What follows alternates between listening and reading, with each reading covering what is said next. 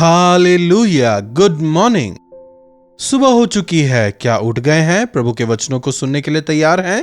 तो आइए प्रभु के वचनों को सुने, अपने हृदयों को तैयार करें। प्रार्थना। महापवित्र परमेश्वर, प्रभु एक बार फिर से अपने वचनों द्वारा हमसे बात करें। प्रभु जीवन भर आपके अनुग्रह में जीते हुए, आपकी स्तुति करते हुए जीने में हमारी मदद करें। यीशु के नाम से प्रार्थना मांगते हैं, आमीन। प्रभु की महिमा हो। आज शुक्रवार है। क्या आपके चर्च में उपवास की प्रार्थना होती है? उपवास की प्रार्थना काफी आवश्यक है। कभी भी इस प्रार्थना का तिरस्कार ना करें। कैसे हैं आप लोग? जब नुकसान पर नुकसान, परेशानियों पर परेशानियां होती चली जाती हैं, ऐसा क्यों हुआ? ऐसा क्यों हो रहा है? मुझ में क्या खामी है? यह सवाल करने के बजाय हम में से अनेक प्रभु पर दोष मढ़ते हैं, दूसरे लोगों को इसके लिए जिम्मेदार ठहराते हैं। अगर प्रभु हैं तो मेरे साथ यह क्यों हुआ? उसकी वजह से यह हुआ, ऐसा ही हम कहते हैं। इसके बजाय हमें अपने आप को परखना है। क्या मेरे अंदर कोई खामियां हैं?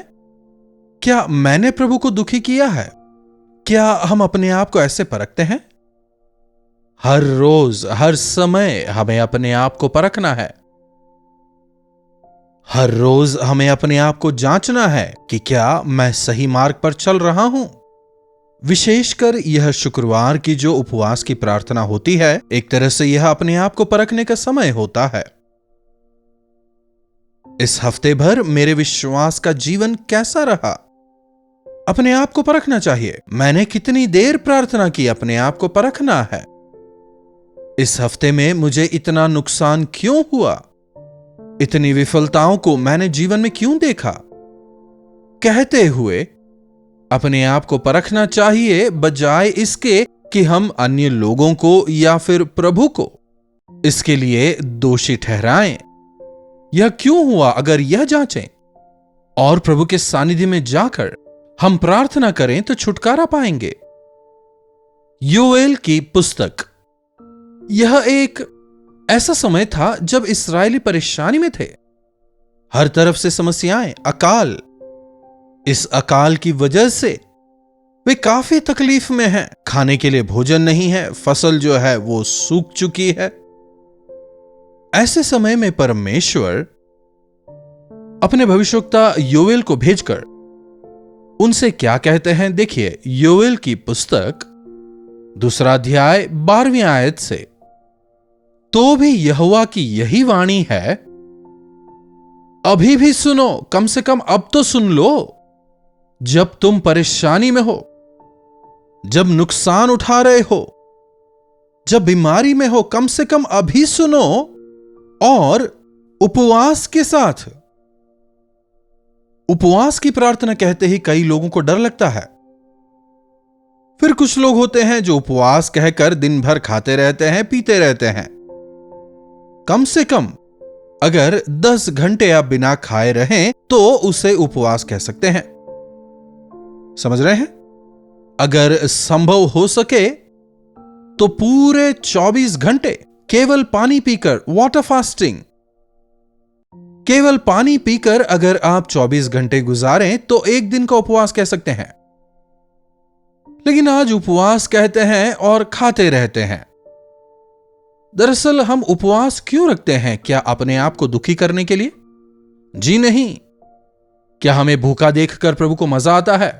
प्रभु चाहते हैं कि हम आनंदित रहें, पर अपने मन को नियंत्रित करने के लिए, अपने पश्चाताप को दिखाने के लिए। जब हम किसी परेशानी का सामना करते हैं या परिवार में कुछ मृत्यु हो जाए तो खाना पीना भूल जाते हैं।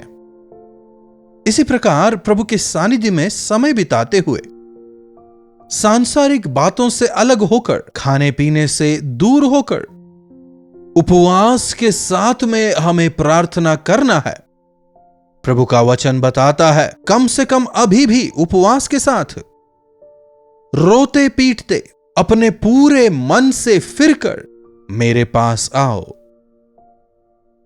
रोते पीटते आंसू बहाकर पूरे मन से मेरे पास आओ। प्रभु ये नहीं कह रहे कि तुम रो, पर आपका मन पिघलने पाए। जब मन पिघलता है आंसू बहते हैं। जब पश्चाताप होता है आंसू को कोई नहीं रोक सकता। रोते पीटते आंसू बहाकर पूरे मन से मेरे पास आओ। आंसू शायद 1 मिनट में रुक जाए, लेकिन जो दुख है या रोना पीटना जो है वो पश्चाताप का रूपक है। वो पापिन स्त्री प्रभु यीशु मसीह के समीप आकर उनके चरणों में बैठकर आंसू बहाते बहाते, मतलब वो कितने देर तक रोई होगी कि यीशु के पैर भीग गए। जरा सोच के देखिए, यही है वास्तविक पश्चाताप जो हमें वहां नजर आता है। हमारे जीवन में आंसुओं की प्रार्थना करके कितना समय हो गया? क्या आजकल 5 मिनट में प्रार्थना खत्म कर लेते हैं? या कम से कम जितनी देर हम भोजन करते हैं, कितनी देर भोजन करते हैं? मिनिमम 10 to 15 मिनट्स, फिर कुछ लोग तो 1 घंटे भी। कम से कम क्या हम इतनी देर भी प्रार्थना करते हैं? पूरे मन के साथ, जिस तरह से उन दिनों में याकूब ने प्रार्थना की, प्रभु जब तक आप मुझे आशीष ना दे मैं आपको ना छोड़ूंगा। ऐसे प्रार्थना करके कितना दिन हो गया है? कम से कम अभी जब आप परेशानी में हैं, कम से कम अभी जब आप नुकसान उठा रहे हैं, कम से कम अभी जब चारों तरफ से आप गिर चुके हैं और अब आपके पास कहीं भी और जाने का मार्ग नहीं, केवल प्रभु यीशु मसीह मात्र आपके मार्ग हैं। कम से कम अभी रोते पीटते पूरे मन से फिर कर मेरे पास आओ, मन फिराकर मेरे पास आओ। यह परमेश्वर का वचन है। आज परमेश्वर आपसे मुझसे यही कह रहे हैं, मेरे पास तुम आओ।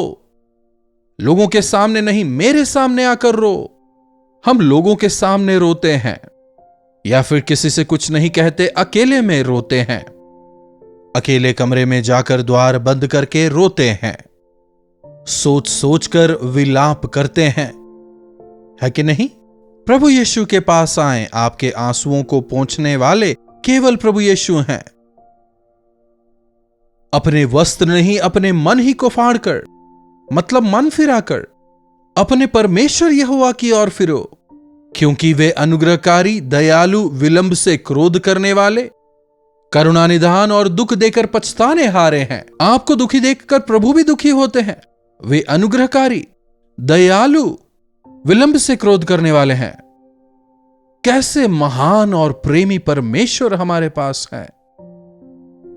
अनुग्रहकारी और करुणा निधान, दुख देकर पछताने हारे, विलंब से क्रोध करने वाले। क्या लिखा है? वे दुख देकर पछताने हारे हैं। हमें दुख देने का उद्देश्य हमें पीड़ित करना नहीं, बल्कि प्रभु यह चाहते हैं कि हम मन फिराएं, पश्चाताप करें, पाप की वजह से कठोर हुए हमारे हृदय को नरम करके यदि पश्चाताप के साथ उनके सामने जाएं, तो जिस हाथ को उन्होंने हमें दुख देने के लिए उठाया, उसी से हमें आशीष देंगे। तुम्हें सजा देने के लिए जिस हाथ को मैंने उठाया, उसी से मैं तुम्हें आशीष दूंगा। कैसे महान प्रभु! जब हम अपने बच्चों को मारते हैं, कुछ बच्चे हमसे दूर हो जाते हैं। जब वे हमसे दूर भागने लगते हैं, तब क्या होता है? हम भी उनके पीछे भागते हैं और हमें और अधिक गुस्सा आने लगता है और हम उन्हें ज्यादा सजा देते हैं। उस स्थान पर अगर बच्चे, मम्मी या डैडी मुझसे गलती हो गई, मुझे क्षमा करें अगर कहें, अगर वे आपको गले लगा लें, तो आपने उन्हें मारने के लिए जो अपने हाथ में लकड़ी उठाई, आप फोर्स से उन्हें मार नहीं पाएंगे। ऐसे नहीं मार पाएंगे, पर ऐसे मार सकते हैं। अगर आप उन्हें उस समय मारना चाहें भी तो भी नहीं मार पाएंगे। उतना ही नहीं, अगर आप मारने का प्रयास करें तो वो आपको भी लगेगा। हमारे स्वर्गीय पिता प्रेमी पिता हैं। चाहे कुछ भी हो, यीशु ही एकमात्र मेरे मार्ग हैं कहने वाले सजा से बच जाते हैं। प्रभु के चरणों को पकड़ लेने वाले क्षमा किए जाते हैं। पश्चाताप करने वाले प्रभु के अनुग्रहकारी प्रेम को पाते हैं। कम से कम ऐसी परिस्थिति में तो मेरी ओर फिर जाओ। नुकसान के बीच, आपके साथ जो एक्सीडेंट हुआ, उस एक्सीडेंट के बाद, परिवार में मृत्यु के बाद, आपके संतान के बीमार हो जाने के बाद, या व्यापार में नुकसान होने की वजह से अब तो दिवाला निकल चुका है। कम से कम अब जहां सब कुछ खत्म हो गया है, कम से कम ऐसी परिस्थिति में यदि आप प्रभु की ओर फिरें, प्रभु मुझे क्षमा करें, मैं आपसे दूर हो गया, मुझे क्षमा करें कहकर यदि आप पश्चाताप करें, प्रेमी, अनुग्रहकारी, दयालु, विलंब से क्रोध करने वाले, करुणा निधान प्रभु अपनी करुणा को हम पर दिखाएंगे। अपने वस्त्रों को नहीं, लेकिन अपने मन को फाड़ कर उनकी ओर फिरो। पुराने नियम में अगर शोक मनाया जाता था या किसी बात का दुख मनाते थे तो अपने वस्त्रों को वे फाड़ते थे। कुछ लोग आज भी ऐसा करते हैं। प्रभु कह रहे हैं, बाहरी दिखावा मत करो, वस्त्रों को नहीं, अपने मन को फाड़ो, अपने कठोर मन को नरम करो। आसान शब्दों में कहा जाए, पश्चाताप करो। जब पवित्र आत्मा हमें हमारी गलतियों का बोध कराते हैं तो हमें पश्चाताप होता है। प्रभु यीशु मसीह, आई एम सॉरी, मुझसे गलती हो गई, प्रभु मुझे माफ करें कहने के साथ ही अगले ही क्षण प्रभु आपको क्षमा करेंगे और आपको अपने गले लगाएंगे। तेरे विश्वास ने तुझे चंगा किया है, उठ चल फिर, तेरे पाप क्षमा किए गए हैं, जा अब दोबारा पाप ना करना। यह वचन केवल उन्हीं दिनों के लिए नहीं है, आज भी प्रभु हमसे यही कह रहे हैं। क्या जाने वे फिर कर पछताएं और ऐसी आशीष दें जिससे तुम्हारे परमेश्वर यहोवा का अन्न बलि और अर्घ दिया जाए। आइए प्रभु के सानिध्य में प्रार्थना करें। 17वीं आयत भी पढ़ूंगा, देखिए। याजक जो यहोवा के टहलुए हैं, वे आंगन और वेदी के बीच में रो रो कर कहें, हे यहोवा, अपनी प्रजा पर तरस खाएं और अपने निज भाग की नामधराई ना होने दें, ना जाति जाति उसकी उपमा देने पाएं, जाति जाति के लोग आपस में क्यों कहने पाएं, उनके परमेश्वर यहोवा कहां रहे। समझ रहे हैं?